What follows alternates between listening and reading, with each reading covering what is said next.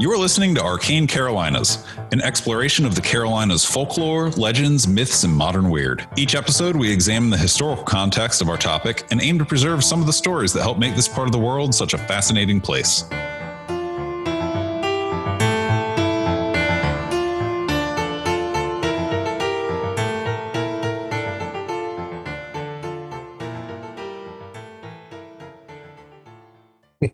Hi, I'm your co-host, Charlie Mushaw. Welcome to Arcane Carolinas. And I'm your other co-host, award-winning novelist Michael G. Williams. And I am kind of still waiting for the coffee to kick in. So here we go.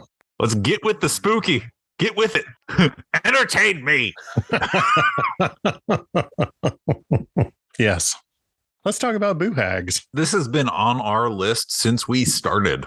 Oh, yeah. And we have had so many people ask us to talk about this. Every time we're at a convention, somebody says, have you ever done an episode about Boo Hags? So all you people, here you go. Yeah, y'all gonna do them Boo Hags. I even had in my head, when we eventually get around to the book, which we've alluded to several times, like in my head, I have how the art is going to go for this chapter. Like, it's stuff that I like. I don't know a ton about it, but like I have been looking forward to this, and specifically having you do the episodes so that I can just sort of like have fun with it. I don't know. I think this is one I'm going to enjoy. I wanted to be along for the ride, not driving. Hey, there we go. That works. The definition of a Boo Hag that I'm going to use comes from South Carolina folklore. It's a book that we've talked about a lot. We've referenced it many times. It is super useful, but to very quickly review for anybody who is not up to speed on it. It's a book that was produced by the Writers Project of South Carolina, University of South Carolina. It was published in 1941. It contains a bunch of folklore from South Carolina that was collected interviewing people from South Carolina between 1935 and 1941. Right. This is the one where they like would go into the communities and gather the stories. Absolutely, yes. And then what they would do is they would include in the book, like they published in the book, verbatim accounts. Absolutely verbatim accounts. And in the case of communities such as the community we're going to be talking about at the beginning of this, where there's a specific dialect or a unique language, then they would spell everything phonetically in order to try to preserve that sound. Right. This is the definition of Boo Hags from South Carolina folklore. The hag is one of the most dreaded of all supernatural creatures in South Carolina. Usually called a witch in general literature and in the tales from the upcountry of the state, the hag is a woman who changes herself into all sorts of shapes for the purpose of bringing evil upon people. The ordinary person may call the experience of being hag-ridden a nightmare. Folklore literature is replete with references to hags or witches, and there are hundreds of ruses to ward off the baleful spells. And that's the definition from South Carolina folklore. But specifically, and they might talk about this elsewhere in the book, but specifically Boo Hags are part of Gullah lore. Mm-hmm. So who are the Gullah? The Gullah are descendants of enslaved people who were taken from West Africa by European slave traders, and they were brought specifically to what is now the coast of southeastern United States. West Africa, and especially what is now Sierra Leone, is the region where African people have been cultivating African rice for at least 3,000 years. And African rice is a unique variety of rice that is not the same as Asian rice. It is distinct from it. Can we take a minute and talk about how wild it is that there's so many varieties of rice? Yeah. It's just like, I don't know. It's just, I enjoy the rice section at the grocery store. Well, there you go. That's it. All right. I just wanted to acknowledge that, don't skip rice. You know? And potatoes get a lot of love. I'm a big potato guy, but if you're looking for starches, don't forget the rice section. You might surprise yourself. Totally. And quinoa, really good. Love quinoa. Quinoa. Rice is also like kind of getting its moment in the sun in this spooky season because it was a big part for like 5 seconds of the Emperor Norton episode. Yeah. This fall has been brought to you by rice. Snap, crackle, pop. So when English colonists realized that African rice would grow on the Sea Islands, Barrier Islands, and in the low country, like coastal regions of the colonies of North Carolina, South Carolina, Georgia, and northern Florida, they began specifically targeting West African rice farming communities and raiding them to take people as slaves if those people knew how to grow rice. The Gullah's ancestors came from many cultures in West Africa, but it's worth noting that there are a lot of theories on where the word Gullah comes from. Nobody is totally sure. One contributing culture are people that we call the Dula or the Jula, but that name is pronounced Gullah by some of the people who belong to that culture. Also, it could come from any of a bunch of African languages and language groups. There are a lot of ways in which that word appears in other languages in West Africa. That could be where the word came from. But since the 18th century, at least, the Gullah have spoken a unique language, which is sometimes described by linguists as English Creole or Sea Island Creole. But the Gullah people call themselves in their language Gullah or Geechee or Gullah Geechee. Okay. Yeah, my understanding was that it was just called Gullah. Like it was both the people and the language. It is, but some places use Geechee and some places call it Gullah Geechee. Sure. One of the theories is that possibly that's due to some Gullah people having lived in proximity to the Ogeechee River. Oh, yeah. And I mean, I wouldn't be shocked if there's different dialects within the language. Yeah. Oh, totally. I mean, I don't know, but I wouldn't be shocked. I mean, it's a big language that covers a large geographic area and is spoken by specifically isolated groups of people. Right. So that'd be very easy. And in fact, Gullah culture developed in almost total isolation from influence or control by white plantation owners or English culture. African rice production was a huge industry in the colonial and early American Southeast coastal region, and the plantations where it was cultivated tended to be enormous, like just enormous geographically. And the conditions in which it can be grown also tend to draw mosquitoes and have malaria and yellow fever outbreaks. Yeah. Wealthy plantation owners and their staff would mostly do what we today would call work remote. They'd go live in the city.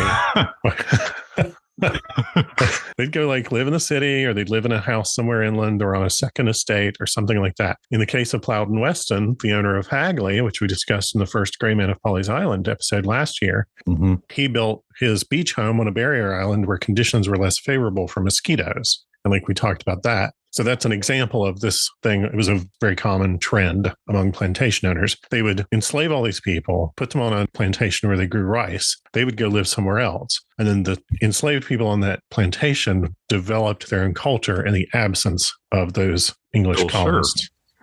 This allowed the enslaved people on those rice plantations to develop sort of their own melting pot culture. Gullah, as a language, it has words and linguistic features like syntax and sentence structure and everything from a variety of different West African languages. They use crafts, they have farming practices, a whole bunch of different cultural characteristics. Basically, any cultural feature you can imagine can be traced to a wide variety of West African cultures rather than having those sort of overwritten by the English colonists. And the isolation that they had from the plantation owning class, it only deepened over time. Yeah. The Sea Islands and the Barrier Islands in South Carolina and Georgia were some of the first places liberated by the Union when it began blockading Confederate ports. So the Gullah were actually the first enslaved people freed in the Civil War. They were freed in 1861. Wow. Yeah. They were like, well, we've been here on our own for a while anyway, so... That was pretty much their reaction. It was just like, oh, you mean the people who own, who theoretically own this land are not coming back? Great, it's ours now. Right. Cool. Yeah. A lot of them volunteered for the Union, and there was actually an entire South Carolina regiment of the Union Army that was Gullah volunteers. That's pretty wild. Quaker missionaries, upon hearing that the Gullah existed and had been liberated, they traveled to Gullah communities immediately. So while the war is going on, and they started establishing schools. And very quickly, the Gullah were some of the best educated and most independent people in the United States, regardless of any other factor. There's a complex carbohydrate joke in there somewhere about Quaker oats and rice. And Quaker oats are also getting their moment in the sun this spooky season. Yeah. After the Civil War, of course, the plantation system largely collapsed because it just was not possible for the plantation system to operate without enslaving huge numbers of people. Right. And once the planters who owned the plantations had to actually pay people, and those people had an option of not working on the plantation anymore, it was over. Sure. Yeah. But a bunch of the Gullah people who were now freed refused to go back to working in rice cultivation under any circumstances. It was dangerous. It was difficult work. It led directly to illness and death. And so mass rice cultivation effectively ended on the Sea Islands, and the Gullah became even more isolated as the main economic reason for the rest of the United States to interact with those regions went away. The end result is that for generations now, there has been a concern that Gullah culture and Gullah language would vanish, but in fact, it has survived and thrived. It's like in the absence of their contact with the development of American popular culture, they did just fine. Yeah, I mean, you see that. I mean, not specifically that, right? Like, I'm not saying that there's an equivalency between rural, isolated communities and recently freed people that said, we're not doing that anymore. But you do see pocket cultures like across the country where, you know, if they're isolated enough, they will thrive and develop their own stuff. So this does not shock me at all that people are like, I don't want to do that anymore and I want to stay here. Oh, yeah. And have been doing all right. Yeah. In my Appalachian Studies program, we've learned about plenty of communities up in the mountains where people just were isolated for so long that they just were not part of the larger culture. Yeah, there's an island in the Chesapeake Bay. It's like a fishing colony. And for years, it was like a very isolated community. And their only interaction with, you know, what you would consider the mainland was to sell their fish. Yeah. They had like their own odd, well, we would consider it odd. They spoke English, obviously. Because they were like a European fishing colony originally, but they have their own words and mannerisms and culture and society. So this does not surprise me one bit. Yeah. But there were Gullah people who were mobile and like went elsewhere. And specifically, a significant number of Gullah people went to New York City, and they've maintained traditions. They like started their own churches, they started their own community centers, and it's a common practice among Gullah people who live elsewhere to send their children back to wherever they grew up to spend summers or holidays with like grandparents or aunts and uncles or folks like that, so that those kids still today like get to experience Gullah culture and get to be of that culture as well as wherever they're growing up. In 2006, federal legislation was passed to create a Gullah and Geechee preservation area, and that stretches from the Cape Fear area of North Carolina down to roughly Jacksonville, Florida, and it's administered by the National Park Service, and they use that to designate and preserve locations important to Gullah heritage in the United States. That's pretty big. Yeah, it's huge. It's an enormous stretch of land. I was underselling it. That's pretty big. The lower half of the East Coast, it's fine. Just kind of big. There have been a bunch of cultural artifacts and like preservation efforts produced in recent years. There was a documentary made in the 90s called The Language You Cry In, about linguists figuring out that a song sung by a specific Gullah family in the US is a funeral song sung in a specific village in West Africa. Oh, cool. Yeah, right. And then like arranging a meeting between the two families who sang this song. And that song is considered the longest piece of West African text or literature to survive among the descendants of enslaved people. That's amazing. So it just got passed on and on and on and on. And then it took how long for people to connect the dots and be like, oh, this is where it came from? At least 300 years, probably. That's amazing. Yeah. This year, 2022, the first ever book of Gullah recipes and cooking instruction was published. And it's called Gullah Geechee Home Cooking, Recipes from the Matriarch of Edisto Island. And it features recipes and essays and recollections from an 89-year-old Gullah woman. That's cool. Yeah, but there are a lot of ways the Gullah culture could disappear, and they have struggled to deal with gentrification. A lot of Gullah live in places where resorts have been developed in the last couple or 3 decades. Yeah. So their property values get driven up, their property taxes get driven up, and the cost of living goes up. But the bottom line here is even South Carolina folklore considered it in the 1930s vitally important to try to preserve the voice of those Gullah interviewees and correspondents, because 100 years ago, it was a culture that was already facing survival challenges. One of the things that they record from that is Boo Hags. Yes. So Boo Hags are mostly, but not always, women. South Carolina folklore notes that there is occasionally the use of the term Boo Daddies. Yes. I love it. I've never heard that. I knew I would learn something. Boo Daddies. There you go. And in one version of Boo Daddies gets defined a couple of different ways in the book. In one version, there are spirits sent by Boo Hags to do mischief for them. Okay.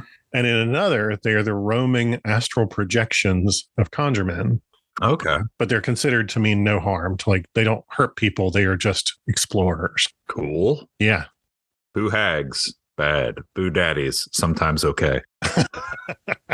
So Boo Hags are described as having raw red skin, and they steal the skin of occasional victims to wear over their like exposed flesh. And they wear that skin like clothing until it wears out. Boo Hags can disguise themselves as humans. And in a lot of stories, they disguise themselves as human women and then they marry men until they're discovered and they are separated from their skins. And that's a lot like Selkie legends. At night, though, they slip off their skin disguise and they go in search of a new victim. Boo Hags enter a victim's home through cracks in the wall or the floor, or maybe through a keyhole in the doorway. Yeah. This is what I knew about Boo Hags, that they could like slip under a crack. Yeah. And of course, that's like vampire lore. There's all kinds of folklore that reflects that kind of idea. But according to the legend, they are incapable of crossing a barrier of salt and pepper. Mm-hmm. So if you like line the thing that you step over, the doorstep, a well-seasoned threshold will keep you safe. In a pinch, Crazy Jane's mixed up salt will do the trick because there is pepper in that, I believe. Efficiency matters, Michael. I understand. There should be pre-made mixes. I bet Penzies makes something for this. Also, Boo Hags can't pass through a door that's painted a specific shade of light blue. Mm-hmm. And in the Low Country, that's referred to as haint blue. Mm-hmm. So if you've ever heard of a house or anything like that, painted that, that's where that comes from. They also are not able to pass through a window if its shutters, sill, sash, or slats are painted that color, or through a door if the ceiling of the porch over it is painted that color. So you'll see a lot of pictures if you like go Google paint blue. You'll see a lot of pictures taken of a front door that has a porch with an overhang, and the ceiling of that overhang has been painted paint blue. So you've got options if you run out of salt and pepper. It's very versatile. And then once inside, the Boo Hag, quote, rides the victim. They sit on their body and they lean over their face and they steal their breath. Mm-hmm. They don't kill them, but they leave them feeling drained to the point of exhaustion. So a victim wakes up feeling even worse than when they went to bed or as though they have not slept. You know what's interesting? I feel like I've mentioned my grandmother in several episodes. Talk about family stuff, right? So my grandmother was concerned that my cat would steal the breath out of my child. Yes. And I'm seeing parallels here. Yeah. Like in those words, that's what she said. And I was just like, not going to worry about that one. Yeah. But interesting that that's the take. So that belief cats would steal the breath out of a child comes from two things. It comes from sudden infant death syndrome. Yeah. And, and people like looking for something that they can blame for that. Right. But it also comes from the minor, but not physically impossible risk that a cat, because cats, if they notice a baby, then they tend to be very protective of it. Cats tend to recognize that a baby is a baby human. They'll snuggle on it. There is a potential risk that it would like lay on a baby's chest. Right. Thus the baby would smother. And right. That's where that comes from too. Right. But it's interesting that the Boo Hags suck the air out of people too. Yeah. It sounds an awful lot like a phenomenon that gets a ton of love on the internet these days called shadow people. Oh, yeah. Or your sleep paralysis demons. Mm-hmm. Yeah. Yep. And the only way to stop a Boo Hag is to protect oneself by a charm or some other item that's special, or to find their skin while they're out riding someone else and salt it. I wonder. Okay, so this is something that I'd be interested in seeing. I wonder if it probably exists in some museum somewhere. I wonder if there's like a salted Boo Hag skin. Oh, I'm sure that somebody out there has that in their like weird little roadside attraction, haunted house kind of thing. Off the beaten path version of Ripley's Believe It or Not museum. Yes. Yeah. In South Carolina folklore, there's 3 really interesting specific iterations of stories that were collected about Boo Hags. I'm going to summarize these because if I tried to read them from the text, it would sound like I was being super racist. So I'm not interested in that. So yeah, no thanks. The first one is about a guy who tells a friend, my wife and I got married and everything is great. But some nights I wake up in the middle of the night and she's not there. Why do you think that is? And he's like worried that she is being unfaithful to him in some way. And the friend says, oh, well, she might be a Boo Hag, so you need to look around your house for her skin. Just low key.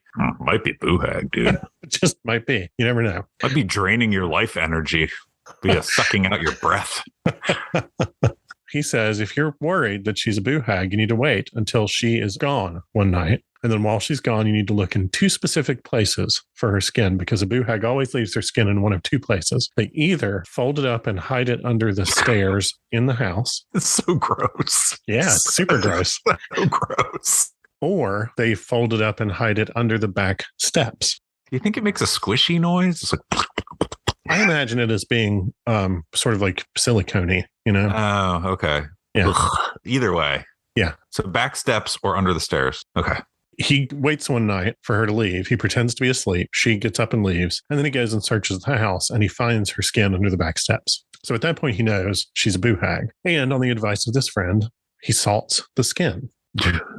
Well, when she gets back home, she can't bear to put the salted skin back on. Yeah, no. It's noted in this story as related that it was supposed to feel just like getting salt in a cut on your finger, except it's all over your whole body. So she can't put her skin back on, and she doesn't want to reveal herself as a Boo Hag. So she wraps herself up in a sheet and she lays in bed. And when her husband gets up in the morning, she says, oh, I don't feel well. You're going to have to make your own breakfast. And then through the rest of the day, he keeps asking her how she's feeling. And she keeps wrapping herself up tighter and tighter in the sheet and saying, I still feel sick. I can't do anything. You just need to go about your day. Don't look at me.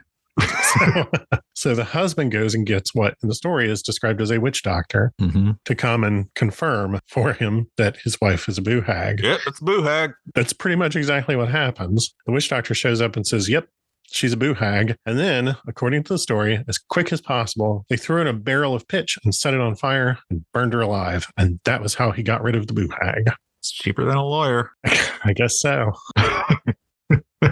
Get that in your prenup. I swear I'm not a Boo Hag. Right. Another version is a woman who tells the interviewer that her husband, she's a very old woman, and she says that when she was first married, her husband's aunt hated her for whatever unknown reason, and that the aunt would appear in the night and ride her like a Boo Hag. She would come and sit on her feet and steal her life force because she was trying to slowly kill her. But the woman went seeking advice from people around her who might know what to do. And their advice was take a fork and set it on the headboard. And as long as that fork is there, she will not be able to bother you. In-laws, man. Brutal. There's a lot of jokes in this one with like in-laws and marriage tropes. I really like it. There's a lot in this that's about ways that people try to explain the consequences of some of their choices. Right. So she takes the fork and sets it on the headboard. And as long as the fork is on the headboard on its side with the tines facing out, perpendicular to the direction of her own body, then the woman's husband's aunt can't bother her. But the woman tells the interviewer, but now I'm old and his aunt is dead and he is long dead and the Boo Hag has come back for me again.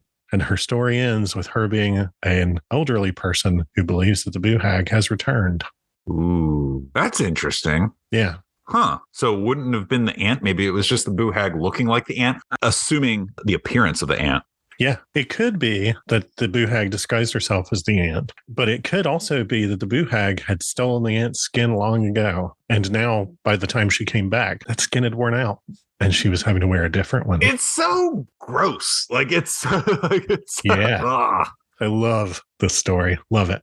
And then the third story that's collected in the book is of a woman who got a hag set on her because she was dating a guy that the hag wanted for herself. Ooh. And in this one, the hag sends a Boo Daddy. Yes, Boo Daddies.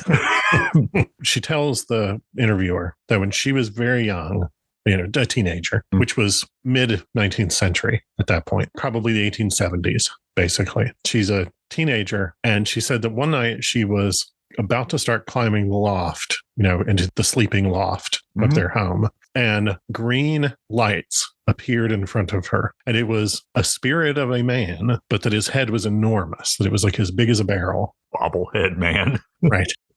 And that he has green glowing eyes and he's very menacing. And that she stops because she's just shocked that this is happening. And then the green eyes turn red. And she's freaked out, close her eyes and hope that he'll go away. And then she doesn't tell her mother. But then she starts encountering things at night where she feels like she's waking up, but she hasn't slept, or she's waking up feeling like there's a great pressure on her, etc. I feel that every day. And then her mother says to her, something is wrong. You need to tell me what's happening. When she describes what's happened, then the mother says, oh, that's a spirit that a Boo Hag has set on you. Is there anything that's going on that somebody might be jealous of? And that's how they kind of figure out what was happening. So the mother says, don't worry, I've got this. I know how to deal with a Boo Hag. Oh, yeah. And tells the daughter to just go to sleep. Then the mother stays up all night to catch the hag when she shows up to ride her daughter. She sits beside the bed with a bottle of what the daughter described later as physic neat. And that is whiskey that has had specific herbs soaked in it. And then she has a second bottle, which is empty, and it has a cork, and she has a needle concealed on herself. And she just sits there and waits until the hag shows up to ride her daughter. And she knows that that's happening, not because the hag like manifests visually, but because her daughter starts wheezing and convulsing. And at that moment, the mother uncorks the empty bottle and sets it on her daughter's stomach upside down. Then she counts to 33, flips the bottle over, drops the needle into it, corks it, and the hag was immediately banished and was unable to return. And she tells her daughter the next morning, you don't have to worry about the hag anymore. I have taken care of it. The hag will literally never be able to bother you again for the rest of your life. And that's the way that you deal with a hag if you ever encounter one yourself again. So was the whiskey just a drink while she waited? I suspect, but she describes it as having been like a medicine that they used frequently. And so maybe it was to like revive her daughter if she needed to. Okay. Maybe it was to give herself strength in a spiritual sense, to give herself some sort of spiritual power that she needed. I don't know. She doesn't explain what that's used for. She just mentions that it's there. Sounds delightful. But interestingly, that green light's turning red. That's not the first time we've heard that described about a spirit that seemed to be angry, because that's what somebody described the Bingham lights doing. Oh, yeah. Yeah, when you cuss at it. Yeah. The guy who like yelled at it, it turned from green to red and seemed to become angry. Ooh, that's a cool connective tissue. No skin joke meant. Whoa. Yeah. I like that. And, you know, like I said, this sounds a lot like shadow people. And so I kind of choose to believe that this is folklore being used to explain a medical condition that couldn't be measured or understood or prevented or cured, just sleep paralysis or maybe sleep apnea, you know? Yeah. But that's kind of because that's what I want to believe. You don't want to believe skinless creatures sliding through your door to sit on you and drain your life energy. Right. Yeah. That's like genuinely scary. Yeah, it's freaky. Yeah. I mean, I laugh as I say it, but I laugh because even talking about it makes me a little nervous. To draw a pop culture comparison, I will share with you. I think I've shared this before. There was a character on the Real Ghostbusters cartoon, and they just called him the Boogeyman. And he would come at night from your closet and like snatch you and try to like take you back. And he had a giant head and a small body. And it was really freaky looking. And like, man, did that image torture me as a child, like as a small child. So to hear of a young person being afraid of like a bobble-headed malevolent creature, I'm like, yeah, I have been freaked out by the idea of that. And that is incredibly relatable. Yeah, very much so. And the Boo Hag shows up in pop culture every now and then, but beyond the pop culture manifestations of shadow people, specifically Boo Hags have shown up in some elements of pop culture. So a couple of them that I want to mention really quickly. One of them is a poem by a professor. Also, this professor has agreed to record herself reading this poem for us and send it to me. Oh, awesome. Yeah, I'm going to drop it into the episode. Hey, Michael here. The following poem, read by the author, is Wards for the Boo Hag by Dr. Lisa Hammond. Dr. Hammond is the Director of Faculty Affairs for the Office of the Provost at University of South Carolina and a Professor of English at University of South Carolina, Lancaster. She's had multiple poetry chapbooks published, and her poetry has appeared in a wide variety of publications, including both the South Carolina Review and the North Carolina Literary Review. This poem appeared in the spring 2006 issue of the South Carolina Review, and I'll put a link to that issue in the show notes, and also a link to Dr. Hammond's own site where she has links to and more information about her other publications. Many, many thanks to Dr. Hammond for being willing to share her work with us and to let us hear it in her own voice. And now, Words for the Boo Hag by Lisa Hammond. Wards for the Boo Hag. Every night, the Boo Hag prowls low country bedrooms, flayed raw red body riding the sleeping, who wake weary, wrong-headed from running all night. The Boo Hag will steal your breath and body, slough off your skin, a pale new dress borrowed forever. Leave a broom on the porch. The hag must count every stiff corn bristle fly before daylight. Leave shoes bedside, facing away. The hag will follow the direction the shoes point, misguided and blind, still seeking all night. Paint windowsills, doorways, indigo blue. No hag can cross the threshold thus protected. Build a bottle tree, beer or wine, olive oil, tall narrow-mouthed mason jars, blue and clear, red, yellow, green, as many as the limbs on your dead tree. Sunlight on bright glass sparkles, tempts spirits, traps them inside. Make your wish. Bound spirits, keep the hag from my keyhole. Then listen to their moans in wind. Again, thank you so much to Dr. Lisa Hammond for sharing her poem, Words for the Boo Hag. And now, back into the rest of the conversation with Charlie. So bottle trees have been on our list to cover as like a mini-sode. So it's cool to hear them because I'm familiar with the use of bottle trees. Mm-hmm. So it's awesome to hear them in that poem. Yeah, it's a really cool poem.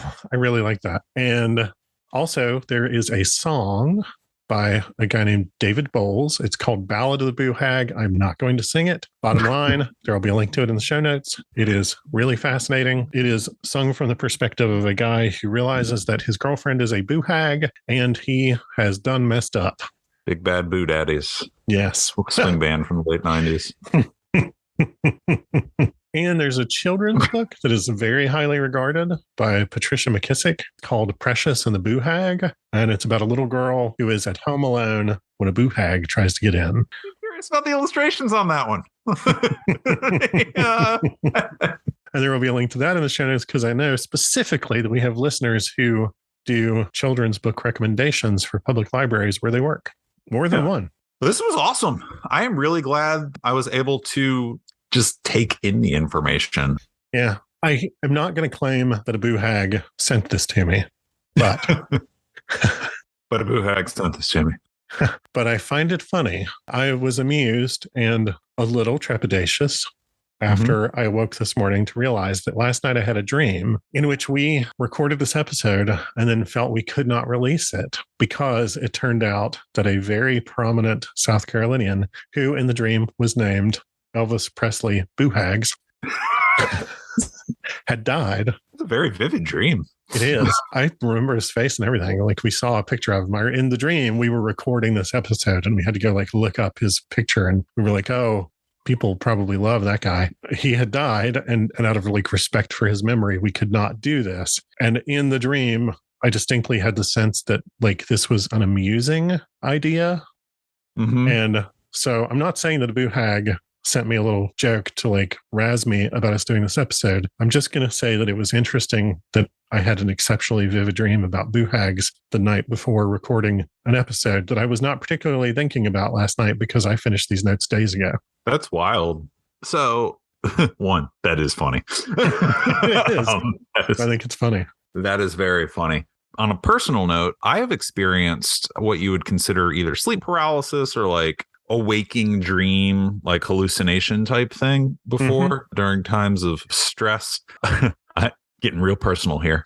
So we have a history of sleepwalking in my family. Oh, likewise. Yeah. But also the sort of waking dream thing can be genuinely terrifying, and it feels so real in that moment that I absolutely believe that I absolutely want to believe that this is, just like you said, just a physical malady, right? Because the alternative is terrifying. Yes. And there are like versions of this that are, the Boo Hag will steal a horse and ride it all night. And you'll know, much like witch legends, you'll know that your horse was stolen and ridden because its mane will be pleated or there will be knots in its mane, things like that. There are a lot of variations on the Boo Hag, but these are the things that were being collected like 100 years ago about the Boo Hag. I like drawing from that source because that avoids what we've called the X-Files problem of like there being 100 different versions of the same story all over the internet. So that becomes the thing that overwrites the existing legend. Right. Well, thank you. No problem. I really enjoyed this. And hopefully this was Elvis awesome. Presley Boo Hags is hale and hearty and lives a nice long life. Elvis Presley. What on earth was in my brain? I will never know. Boo Daddies. Boo Daddies were in my brain. They're always on my brain. Well, this was great. Thanks for listening. Hey, Michael again. One more thing. After Charlie and I finished recording, I decided maybe it was worth Googling Elvis Presley Boo Hags because you never know. And that was an exceptionally vivid dream. It turns out there's an Elvis Presley cover band in the United Kingdom called, for reasons I cannot immediately discover, the Boo Hag Band. Like I said to Charlie, the dream itself felt more playful than menacing, but that's the sort of weird synchronicity that I just can't quite gloss over. That dream left me with the impression that the Boo Hag, or a Boo Hag, was telling me not to get too big for my britches. Maybe in general, but especially on this topic. Much as I'd like to write that off as a weird outcropping of my imagination, I'd also like to play it safe. Thus, I'll close out this episode by saying, publicly, where everybody can hear me, message received. I will absolutely do my best to stay in my lane. There were some jokes that we made in the original recording of this episode, not at the expense of Boo Hags, but just in general, at the expense of each other and in-jokes, that kind of thing, that I ended up cutting so that this episode would approach the topic a little more seriously, in hopes that that would show that I had gotten the message. And I appreciate being given the chance to do so. And with that, sleep well, and thanks for listening.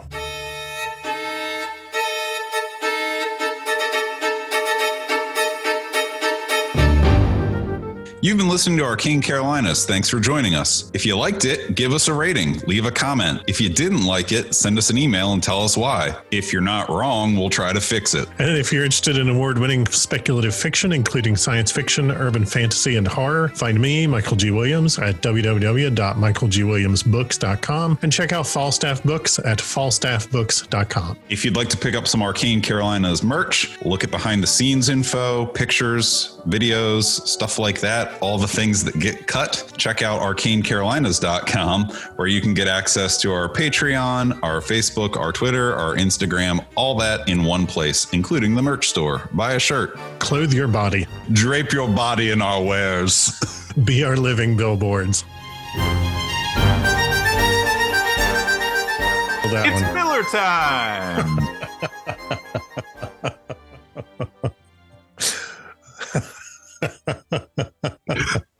As they say in one of my favorite lines from Veep, it's 8 a.m. somewhere. So,